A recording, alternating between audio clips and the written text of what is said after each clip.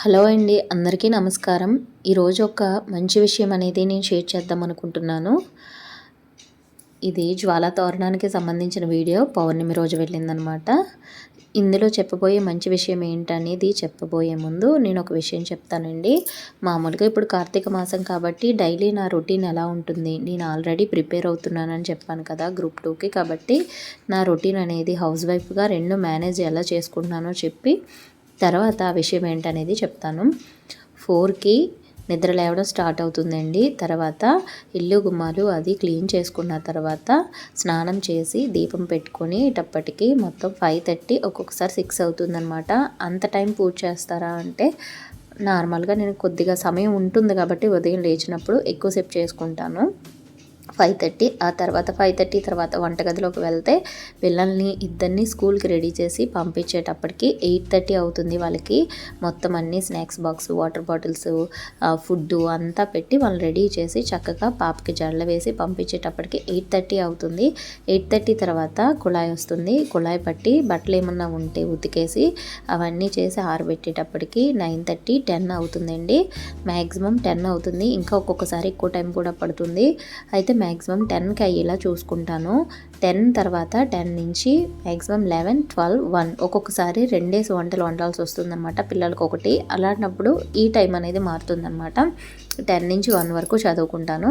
తర్వాత 1కి బాబు వస్తాడు. అలాగే లంచ్ చేయడానికి కూడా మా ఇంట్లో వాళ్ళు వస్తారు. వాళ్ళకి ఫుడ్ పెట్టిన తర్వాత ఏమైనా గిన్నెలు అవి ఉంటే క్లీన్ చేసిన తర్వాత 1 to 3 వరకు ఇలా పని సరిపోతుందండి. తర్వాత 3 to 5 చదువుకుంటాను. 5కి పాప వస్తుంది. పాప వచ్చిన తర్వాత ఈ లోపల ఆరేసిన బట్టలు అవి తీసి మడత పెట్టి పాపకి అది ఫ్రెష్ చేసిన తర్వాత పాపకి ఏమైనా స్నాక్స్ అవి పెట్టి తర్వాత ఇంకా వంటగదిలోకి వెళ్ళి వంట స్టార్ట్ చేసి సాయంత్రం దీపం అది పెట్టుకొని ఇంక ఈ ప్రాసెస్ అంతా మ్యాక్సిమం 8:30 9 వరకు జరుగుతుందండి. ఈ 9 లోపల కనుక పిల్లలు పడుకుండిపోతే చక్కగా 9 నుంచి 12 వరకు చదువుకుంటానమాట. మ్యాక్సిమం 4 అవర్సే నిద్ర సరిపోతుంది. అది కార్తీక మాసం కాబట్టి 4కి ఇలా నేను చదువుకునేటప్పుడు ఏం చేస్తానంటే ఎక్కువసేపు చదువుకోవాలనుకున్నప్పుడు కార్తీక మాసం పూజలు అవి లేకపోతే 5కి లేస్తానండి. 5కి లేచినా మార్నింగే పూజ అయిపోతుంది. 5 to 6 ఆ లోపల కంప్లీట్ చేసుకుంటాను. ఇది షెడ్యూల్ అనమాట. మొత్తం మీ టైం మేనేజ్మెంట్ కోసం ఇందులో ఎందుకు చెప్పారు అనుకుంటున్నారా? చెప్తానండి ఆ విషయానికి.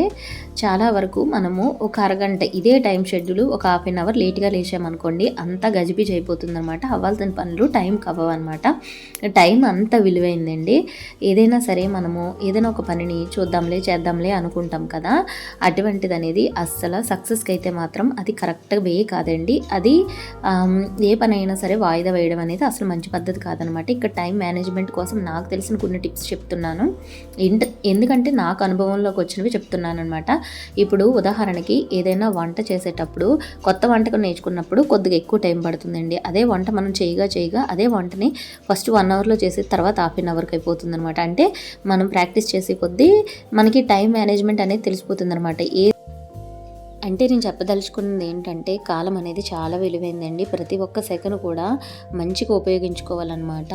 అలాగే ఇప్పుడు మన చేతుల్లో ఒక స్మార్ట్ ఫోన్ వచ్చిన తర్వాత ఎక్కువగా స్మార్ట్ ఫోన్లో అనవసరమైనవన్నీ చూస్తూ టైం వేస్ట్ చేసుకునే బదులు అవసరమైనవి ఏవైనా సరే అది ఉపయోగపడుతుంది అనేది చూసి ఉపయోగించుకోవాలి. అది ఎడ్యుకేషన్ కావచ్చు, లేదంటే ఏదైనా మీరు ఒక స్కిల్ నేర్చుకోవడానికి కావచ్చు, అలా అనమాట.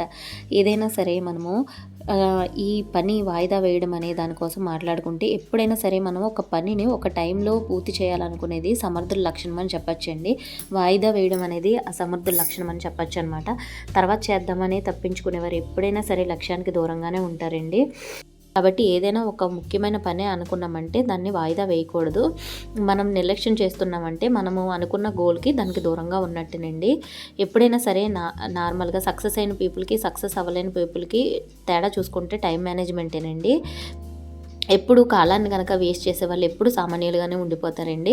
అదే కాలాన్ని కనుక బాగా యూజ్ చేసుకునే వాళ్ళు అసామాన్యులుగా ఉంటారనమాట. మీరు ఎప్పుడైనా సరే టైం మేనేజ్మెంట్ చేసేవాళ్ళు ఉదయమే నిద్ర లేవడం అనేది చాలా మంచి లక్షణమండి. అలాగే సూర్యోదయాన్ని సూర్యాస్తమయాన్ని ఆస్వాదించడం అనేది భగవంతుడి యొక్క ఉనికిని ఆస్వాదించడానికి అలాగే ఆరోగ్యంగా జీవించడానికి కూడా ఈ సూర్యోదయం సూర్యాస్తమయ సమయాలు అనేవి ఉపయోగపడతాయి అన్నమాట. ఇప్పుడు మామూలుగా మీరు చూడండి, సూర్యుడు ఉదయిస్తున్నప్పుడు చూడడం అనేది, అలాగే పువ్వులు కనుక వికసించడం చూడడం అనేది, అలాగే పక్షుల సౌండ్ వినడం అనేది, అలాగే ఒడ్డున కనుక సముద్రాలలో తాకడం అనేది మనం వీడియోస్లో చూసినా మనసుకి ఎంతో హాయిగా ఉంటుంది కదా.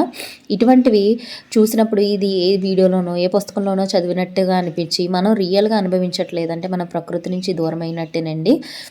మార్నింగే లేచి ఏ పని లేదనుకోండి, ఇప్పుడు పిల్లలు స్కూల్స్ ఇవేమీ లేకుండా అంటే టీనేజ్లో ఉండి పిల్లలు అవ్వచ్చు, చదువుకునే పిల్లలు అవ్వచ్చు, కనీసం కొద్దిగా ప్రకృతితోటి కనెక్ట్ అవ్వాలండి. అంటే మొక్కలకి వాటర్ వేయడం ఇలాంటి వాటితో కనెక్ట్ అవ్వడం అనేది, ప్రకృతితో మనము కనెక్ట్ అవ్వడం అనేది చాలా మంచి పద్ధతి అండి. వాళ్ళలో ఒక పాజిటివ్ మైండ్ సెట్ అనేది పెరుగుతుందనమాట. మనిషి దేహంలో ఎన్నో అవయవాలు ఎన్నో కణాలు ఉంటాయి కదండి, దేని పని అదే చేసుకుంటుంది. అలాగే మన యొక్క పని అనేది మనం కూడా సక్రమంగా చేయాలండి, వాయిదా వేయకూడదనమాట. ఈ సమయాన్ని ఏదో ఒక విధంగా పాజిటివ్ ఎనర్జీ మనలో వచ్చేలాగా ఉపయోగించుకోవాలి తప్పించి వీళ్ళ గురించి వాళ్ళ గురించి చెడు మాటలు మాట్లాడుకుంటూ అనవసర విషయాలు మాట్లాడుకుంటూ చాడీలు చెప్పుకుంటూ ఇటువంటి వాటి కోసం సమయం అస్సలు సీరియస్ చూసుకుంటూ సమయాన్ని అస్సలు వేస్ట్ చేసుకోకూడదండి.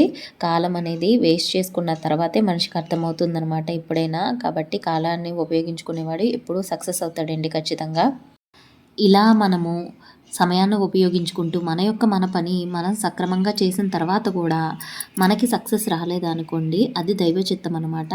దానికి ఏదో కారణం ఉంటుందండి. నిష్కామ కర్మే మనం చేసే యజ్ఞం అనమాట. అంటే నిశ్చల మనసుతోటి మనం రోజువారీ చేసుకునే వ్యవహారాలు చేసుకుంటూ పోవడమే ఒక యజ్ఞం కింద లెక్క వస్తుందన్నమాట అండి.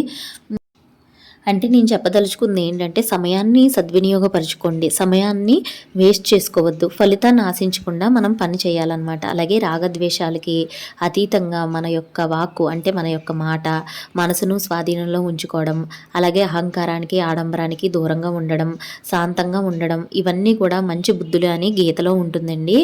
అలాగే ఎంతటి కష్టంలోనైనా మనం పిరికితనాన్ని వదిలేసి ముందుకు సాగిపోవాలని కూడా గీత అనేది చెప్తుందనమాట. మీకు ఏ శ్లోకాలు ఏమి రాకపోయినా సరే దేవుడి పేరుని ఏదో ఒక్కసారి మనం అలా తలుచుకున్నా సరిపోతుందండి. నేను చెప్పాలనుకున్నది సమయాన్ని ఉపయోగించుకోండి, వేస్ట్ చేసుకోవద్దు. కాలాన్ని ఎంత బాగా ఉపయోగించుకుంటే అంత మంచిదనమాట.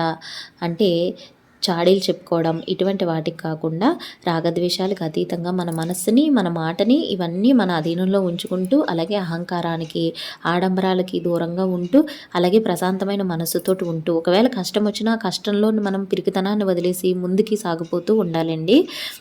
అలాగే ఫలితాన్ని ఆశించకుండా మనం పని చేయాలన్నమాట. ఇవన్నీ గీతలో చెప్పినవేనండి, ఇవన్నీ నేను స్వతహాగా ఎందులో చెప్తున్నవి కాదు. ప్రతి ఒక్కటి కూడా విలువైనదే చెప్తున్నాను నేను. ఎందుకంటే సమయాన్ని మనం ఉపయోగించుకున్నామనుకోండి కరెక్ట్గానే అది ఏదో ఒక రోజు వేస్ట్ అవ్వదండి, ఖచ్చితంగా ఉపయోగపడుతుందనమాట. మీకు సక్సెస్ రావాలని మీరు ప్రయత్నిస్తారు, వచ్చినా రాకపోయినా మనము ఈరోజు కరెక్ట్గా ఉపయోగించుకున్న ఈ కాలం అనేది మనకి ఏదో ఒక రోజు సాయం అయితే చేస్తుందండి. కాబట్టి ఖచ్చితంగా నేను చెప్పాలనుకుంది ఏంటంటే ఈ బిగ్ బాస్ షోలు, ఈ టీవీ సీరియల్స్ ఇటువంటివన్నీ చూడకుండా ఈ స్మార్ట్ ఫోన్కి ఎడిక్ట్ అయిపోకుండా ఇష్టం వచ్చినవన్నీ స్మార్ట్ ఫోన్లో చూడకుండా షార్ట్స్ కూడా పిచ్చి పిచ్చిగా చాలామంది షార్ట్స్ అలా చూసుకుంటూ వెళ్ళిపోతారండి. గంటైనా 2 గంటలైనా సరే ఆ షార్ట్స్ చూడడం అనేది అస్సలు మైండ్కి మంచిది కాదనమాట. ఆ షార్ట్స్ కూడా చూడకుండా ఏవైనా మంచివి అంటే దేవుడికి సంబంధించినవి చదువుకోవడమో, లేదంటే ఆ ఫోన్లోనే దేవుడికి సంబంధించినవి వినడమో, లేదంటే ఏదైనా పెయింటింగ్ వేసుకోవడమో, ఏది లేకపోతే కొద్దిగా గ్లాసులు వాటర్ తాగుతూ అలా ప్రకృతిని ఆస్వాదిస్తూ తిరగడమో, మీకు ఏ యాక్టివిటీ రాకపోయినా సరే ఏదో ఒకటి చేస్తూ పాజిటివ్ మైండ్ సెట్ తోటి ఉండాలండి. ఇంకా పిల్లలు ఉన్న వాళ్ళైతే పిల్లలతో ఎక్కువ సమయం గడపాలన్నమాట. పిల్లలను కూడా పక్కకు పెట్టేసి స్మార్ట్ ఫోన్లతోటి గడిపే వాళ్ళు చాలామంది ఉన్నారండి ఈ రోజుల్లో. ఇంకా వాళ్ళు మంచి బుద్ధులు నేర్చుకోవాలనుకుంటే ఇంకేం నేర్చుకుంటారండి అంటే పిల్లల్ని పక్కన పెట్టేసి వీళ్ళు స్మార్ట్ ఫోన్లో షార్ట్స్ చూసుకుంటూ ఉంటారనమాట.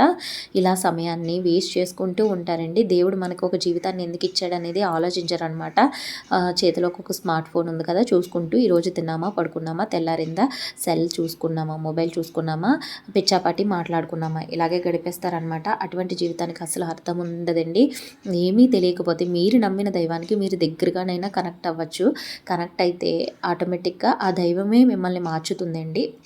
ఇలా మీ యొక్క ప్రతి ఒక్క సెకండ్ని ప్రతి ఒక్కరూ వినియోగించుకుంటారని నా కోరిక. Thank you.